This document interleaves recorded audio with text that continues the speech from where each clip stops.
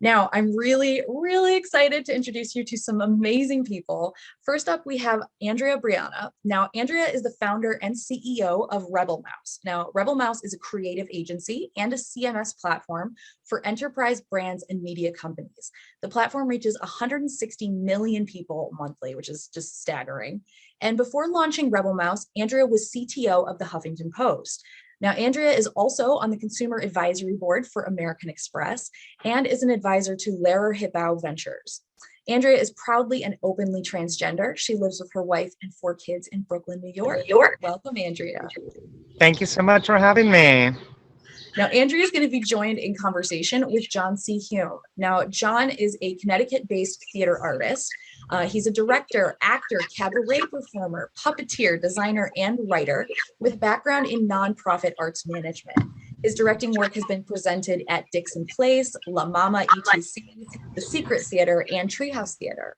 John has created and performed over a dozen cabaret shows, which have been presented at Feinstein's 54 Below, The Triad, Metropolitan Room, Don't Tell Mama, and The Duplex. His acting work has been seen at Here Arts Center, Bowery Poetry Club, and Dixon Place, in addition to The Secret Theater, and most recently, APAC's virtual presentation of Cindy Williams' American Arcana from fall 2020. John has a BFA from Sarah Lawrence College, and I cannot wait to hear this conversation. So John, Andrea, I'm excited to turn the floor over to you. Take it away. Thank you, Meg. Thank you very much. Good afternoon, everybody, and thank you so much for joining us for the Diversity Reboot, Power to Fly, Pride Championing LGBTQIA+ leaders and allies. My name is John Hume, pronouns he, him, his. And today I'm going to be speaking with Andrea Brianna about your queerness as your superpower, how to thrive out of the closet in your workplace. Hello, Andrea. How are you today? I'm very good. Thank you so much. So nice to see you again, John. It's very good to see you too. We chatted about this topic and some other things, I think, last year on this, didn't we? Yes. How has the year treated you? Well, what a year, huh? What a year, I know, right? Kind of feels like we're coming back a little bit. So tell me a little bit about your position. You're the founder and CEO of RebelMouse. RebelMouse is? We build very fancy high-end websites. Just to take all the SaaS, all these acronyms out of it. We're a platform where, either brands that are really sincere about content is the new marketing, and they're publishing content that attracts new customers and gets them to come back, or media companies that understand, my background as CTO of HuffPost. We built a CMS, it's a content management system that was very unique. And it was clear that there's a gap in the market. And that's what we've been working on for 10 years now. Excellent. Well, thank you very much and welcome. We're so happy to have you here to talk about how queer people can be out with confidence in their professional lives. So let me start by asking, what did that process look like for you? Yeah, thank you. It's a great question. I try to tell my story and share a lot of the positive experience I had and a lot of reasons I want to share optimism, while also not, obscuring the harder parts of it as well. Most people are aware that, society's pretty rough on trans people right now. Most of the narratives that you're going to read in the next 60 days about trans people in the media are not going to be positive. They're going to be about banning us, keeping us from healthcare, all of these things. So it was very scary for me to come out of the closet. I knew since I was little about my identity, and I knew without having the right language is a really key thing. It's very helpful. Like, for example, it's not just my gender identity, but sexual identity. It's the best way to describe me is a transbian, which is a trans lesbian. Just so confusing. When I was growing up in elementary and high school, it's like if you were assigned male at birth and have a lot of feminine qualities and everything, then it's like, just admit it, you're gay. But I wasn't sexually attracted to men. I always had a crush on a girl. So all these things, I realized when I was little how scary it was to express my true identity, how hard society would backlash against it. So it took me some time. I had already had the success of HuffPost, and I had already started RebelMouse. We were like 4 or 5 years in. And I'll leave out, because we only have so much time, the personal side, but I am married to the co-founder of Power to Fly and CEO, Milena. And, I was very scared that coming out to her, I would lose her and the kids, because the only narrative around this is that, something like Transparent, where it's, and I like men, and this is the end of our relationship, and it dissolves. It turns out there's quite a few people like me that are actually very happy, stayed with their partner. They truly loved each other and found a happy life. And that's been true for Milena and I. We have 4 kids and feel so lucky to have each other and to have jobs that we like and companies we're working on creating and such. So I was terrified of coming out to Milena and the impact on family. But when all that went so well, we knew that we couldn't. I had, in high school, my girlfriend in high school pretty much knew. We didn't have the right language for it then, but she pretty much knew. But we kept it as this secret between the two of us. And I think that can actually be very scary. It kind of like reinforces the closet instead of like gets you ready to come out of the closet. So instead we realized, no, we had to come out to the community and to our kids and be honest. And my experience career-wise, which is sorry to take so long please don't apologize. Personal informs the professional in that way too, so this is I do agree. I think like Ken Lear told me once, and there's no such thing as a business decision. It's always personal. And so I wanted to give the context of my personal life. But what I was surprised by coming out of the closet on career, I was braced for so much worse. And this is what I want to share here for every queer person listening, is that I found actually that it can accelerate your career. We see it as, the corporate world. You have clients, they're spending money with you, you have your salary to pay, all this stuff. It's like, I always thought the corporate soul is the phrase that I used in the corporate world. There's all this pressure towards a white, cis, heteronormative world. In our mannerisms, in the words we choose, even in the way we type. There's this pressure to conform. And that, as a trans person, is also a white Mexican, like I never fit in any box. What I found in the process that was same as the personal life, it's funny, I have, younger kids still too. So elementary school, my kids all joke. We moved neighborhoods. We used to live in Tribeca, a financial district of Lower Manhattan. Now we live in Park Slope in Brooklyn. But either way, it's funny, but all it takes is like 2 weeks of me dropping kids off at school to become an insanely popular parent with the kids. And it's not that I'm out there trying. I'm not like, oh my God, but like, it's hilarious. Kids will go way out of their way to say hi to me. And I think that the reason why is because the pressure to be in a box is something that we all feel. Not just queer people, not just people of color, it's that pressure to the box is something that is actually very uncomfortable for us as humans. And so that sense of freedom that kids look at me and see, it turns out that we feel that way in our career too. Like working with Ken Lear was the real founder of Huffington Post, this brilliant genius person that I learned so much from. And he said, from my perspective, he never used these words, but from my perspective, he understood that the default behavior that we have, the kind of like what we default to, is pretty boring, which isn't bad. It's boring, but it's a default. Mm-hmm. So the thing that being queer and being openly queer and bringing that to the workplace with confidence can do is we can break the boredom of the corporate soul. We can shatter that, kind of like that Apple commercial in the 80s where they shatter the thing. That's what we get to do in the workplace. And we get to do that for ourselves so we can have more fun. But we get to do that for everyone else too. So RebelMouse has mostly really liberal, progressive clients. But we do have some that actually their content is kind of conservative.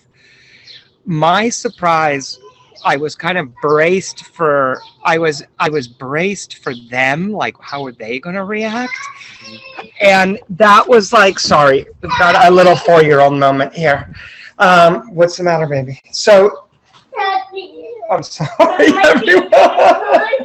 Okay, I'm going to come deal with it in a moment, okay? Check with mom upstairs. Bad timing. So I think that's the thing that what we have an opportunity to do is not hide our queerness, not conform to everything, but actually bring our true self, bring the joy with that. And one thing that I realized is that often we have the most fun, and it's natural, it's normal, but we have the most fun with other queer people. That's where we can like really let out. And the thing that I found is actually when you're generous enough and confident enough, because it takes the two together to share that with people who aren't queer, they really do love it. And even like we have a client in Italy who's like, I didn't really read because it's Italian and my Italian's very bad. I didn't really realize how kind of Catholic conservative their voice is. Mm-hmm. So when I knew that I was going to visit their office in Milan, I did it up. I wore a full dress and high heels and everything. Like, I'm not going to conform for you. Uh-huh. And we had an all full day meeting together, and it was really an incredibly wonderful, warm time. They were so respectful, and honestly, I think they had a lot of fun. So I think that the key is for us to not try to hide it, because the moment you're hiding something, you're in the wrong. You know, it's like you're hiding something. You feel it basically layers on insecurity. I know for trans people, it's particularly hard because it's so polarizing for whatever reason. But, you know, just walking to the grocery store or something, I am likely, if I pay attention to it, to get a look that I could easily interpret as a dirty look, an ugly look, a look of like, what the fuck's wrong with that person? Da, da, da. So when Milan and I got married, on our honeymoon, we climbed Kilimanjaro. And a lot of people in Kilimanjaro, it's actually the altitude is so crazy. At the base camp, kind of where you enter the park, there's a lot of vendors, including one that sells coffins, because people die every week and month trying to climb that mountain. We didn't really know that. We're not that intensive climbers. But the reason is altitude sickness. And we made it. We climbed to the top. On the way down, it started for me, altitude sickness. And what happens to you is that you lose your vision slowly. All the peripheral vision goes away. Feels like a headache, and I'm sure migraines do the same. I don't suffer terrible migraines, but my understanding is similar. You stop being able to see and with altitude sickness, it gets very extreme. You can only see your hand. And then if you don't do anything about it, you don't react, people die from it. So it started to happen for me, and we were fine. We were able to just go down the mountain. But metaphorically, this is, I think, what happens to a lot of trans people and queer people too, is that if I am full of mojo and confidence, I'm looking up and I look people in the eyes. not intensely in data, but it allows me to catch all this positive energy.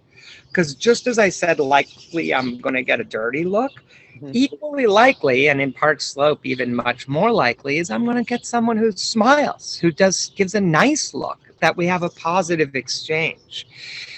And I think what happens if we don't have our confidence in place and our mojo intact in that sense, that metaphor of altitude sickness happens to us, and we stop looking for these positive connections in our workspace too. We're just bracing for the rejection, we're bracing for the criticism, and it pulls us in. I am so very lucky because I live in a house with 4 kids and a wife. It's all so full of love that if I have a bad experience outside, I come in and it's like recharging batteries here so I can go out again and have mojo. It's really definitely hard. Some people, it's terrible. You come out as a teenager and your parents reject you and you have to come home to the worst of it instead of the recharge from it. But where you can, I think, find ways to recharge. You have your friends, your family, places, and then you try to charge enough to bring that energy back into the workplace. I think it actually gives us a chance to have not something working against us, but something that's actually supercharging our careers and putting us in. Particularly also, I think it's important to understand I've always worked in the creative space. So I think maybe this would be a little bit harder if I was like an accountant or something. But for those of us who are queer and are working in any creative area, which remember, even product and project management is a creative class type of a job. There's a stereotype that works in our favor with queerness. We are creative by the stereotype.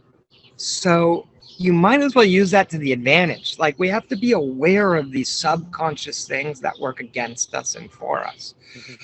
For example, a really negative one that's extremely exaggerated for trans people is there's this narrative of how suicidal and depressed trans people are. And it comes from data because we get so many nasty things from family, from parents, from society in general, that there's a very clear reason why it's,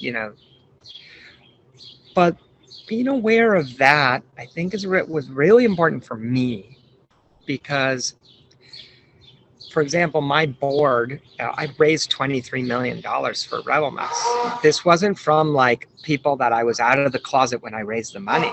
So it was definitely scared to go catch up with them out of the closet and such. But I think that it's, well, I'm so sorry. There's some like construction across the way and I lost my place in my train of thought on it. But, well, it's this, the thing is, as a trans person, and it's true for queer people as well, that we're all in it together a bit, is that the stereotype that works in our favor is that we're fun, we have fun, we know how to fun, and we're creative. And those are things you want to take that subconscious and supercharge it, and then be aware of the subconscious negative things. We're depressed, we have trouble being balanced, we're too emotional, all these things. Like, if you're an investor, you don't want to put a lot of money into a founder who might be clinically depressed. Right. So that's where it gets particularly tricky, because being vulnerable is really important. Being open to being vulnerable is like a really important part of the career. But there is a weird gray line that we have to be aware of, especially as queer people, where you want to share your mental health status. You want to be honest, so like for me, just the fact that I'm openly trans changed every dynamic with my clients, with my team members, with everyone. And the most important thing, of course, was that it made me extremely vulnerable. So I was very conscious that that vulnerability can be power, but it also can be weakness. So I think the balance is that people really enjoy being around people who are vulnerable as long as they don't suddenly fear that they're going to be put in the position of being a therapist. Mm-hmm. Which I can tell you, almost any trans person who's public on Twitter, we're all scared of ending up because we've helped people through suicidal situations. And it's scary. It's not fun, but we lose so many people in our community over the course of a year. Inevitably, you have someone you're close to that ends up in a near suicidal or fully suicidal thing. It's not fun to play the therapist. When you're not trained for it, you're not that person. So that's the thing, to sort of subconscious bias against us that we want to be aware of to supercharge the career, that you want to hide that so you can be kind of like, yeah, I got emotional, I was sobbing with a movie yesterday, but like I feel I might be clinically depressed. Those types of things, they don't help us be powerful and vulnerable. They bring out a weakness. Well, let me ask you this, because it sort of relates to this topic. You've talked about a lot about what we as the employees can do to make ourselves known in a space. How do you think leaders can help create safe spaces for people to be out at work and leverage the power that we're bringing to the table to, sort of to improve their team and to improve their business? Yeah, some of the responsibility falls to them, and you as a leader of an organization, how do you address that? 100%. It's a little bit easier for me since I'm not an ally. I am. Right. So when your CEO is openly trans, you feel completely comfortable saying you're bi or gay or anything. It's way easier. But for those that, are allies to the community and not, directly part of the community, I think there's a lot you can do. So for example, when I was in the closet, my chief strategy officer is openly gay. And we had a Christmas party and he came up to me and said, I'm not here by accident. Before I joined here, I researched, looked at your Instagram and your Facebook, and I saw a good heart. I was in the closet, but of course I was sharing things that were totally pro-LGBT, What you share with your company does matter. And if you as CEO never wish anyone a happy Pride, if you don't say it's Pride Month, if you don't put the flag up ever, there's a lot of backlash in the queer community towards companies symbolically putting up a queer flag during Pride Month. Personally, I'd rather have Target put that flag in front of everyone, even if it's only for a month and it's semi-hypocritical, than to not put it up, because then it's like, well, maybe you're actively, doing so. The gesture of support could mean a lot more than you'd think, especially when you're in a position of power. So you're a manager, you have people reporting to you. Don't forget, that's a position of power. And you can use that for good, or you can let the opportunity slip. So one simple thing is watch what you share. Second is, who do you hire and who do you promote? If you don't have queer people on your team, then you should get queer people on your team. You probably have subconscious bias against queer people if there's no one who's openly out of the closet in your team. So look for that. And then the second is that the promotion, also the who do you give a platform to and who do you give the space to speak at? I noticed that we did Refinery 29 was a client of ours at RebelMouse. And so I used to go to their management team meetings for few months in a row. And I saw they were really deliberate and conscious about who's getting the speaking time in a meeting. And I really appreciated that they were, because the straight white male usually gets 90% of the speaking time. Mm-hmm. And I think as a leader, making sure that you realize that there's unconscious bias working against people of color and LGBT community and women, and making sure that they are given the space. As a leader, it's your job to do that. And it could make a tremendous difference for people too. That's, yes, I think you've hit that right on the nail, right on the head. We only have a few minutes left, but we've gotten several great questions from the audience. Thank you, everybody. But I think the one that I'm going to focus on right now is, this is from a viewer. What is the one piece of advice, Andrea, that you would give to someone who is trying to navigate the coming out process in the workplace? Because I think, you know, that your perspective on that, both as an employee and as a leader, is just right on topic. It's really hard, and I always want to share my positive experience while being super aware. There's a lot that I have a very privileged position. So one is that I had already achieved the success in my career that nobody could take away from me. Right.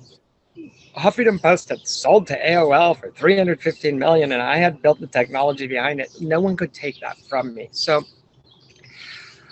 I don't know what it would have been like if I had come out as a teenager, for example. Would I have ever been given that opportunity? So the balance, like what you want to figure out is, it's nice when you can come out from a point of strength. You don't want to wait. You want to come out as soon as possible, but in as safe a way as possible. So, you know, for example, if you're a teenager living at home with Trump parents, oh my God, you can't just come out. You have to know what's going to happen when they kick you out. Where are you going to stay? Do you need to stay in the closet for a couple of years till you leave that home? So I think in career, I think that it's really good to look for a couple people, like, who do you come out to first? Who helps you read the room? You know, how are people going to react here? Who are the critical people, etc.? And then, you know, so that it's, you know, you find some allies in your workplace and helping, like, you're not sure if the manager's going to be nice, but there's a woman you work with and you know she's going to be nice. You can go a little deeper to sort of like, oh my God, I think I'm going to actually come out of the closet. And then you have someone who's kind of like aware of it and working on your behalf. So that can be very helpful. But, you know, to as much as possible, be confident, be brave, be vulnerable, you know, but try to find your balance. And then also, it's very hard to be patient and forgiving with people, but it definitely helps a lot. I think if I freaked out on anybody and everybody who ever got my pronoun wrong, it'd be a very short list of people left. Andrea, those are all such incredibly encouraging words for all of the viewers out there. I love that you've got so much positive energy and empowerment, and all of those wonderful things are the stuff that we were talking about today with folks. I just want to, on behalf of Power to Pride, thank you again for your time today. We could have easily doubled this session, and maybe next year we will, because you've got such great stories and insights to share. Thank you very much for your time. Thank you for everybody who is out there submitting questions. I'm sorry we weren't able to get to more, but maybe next time. Thank you. You are very welcome. Thank you both so much. That was truly wonderful. I always enjoy listening to Andrea. So thank you so much, both of you, for spending time with us today. You're welcome.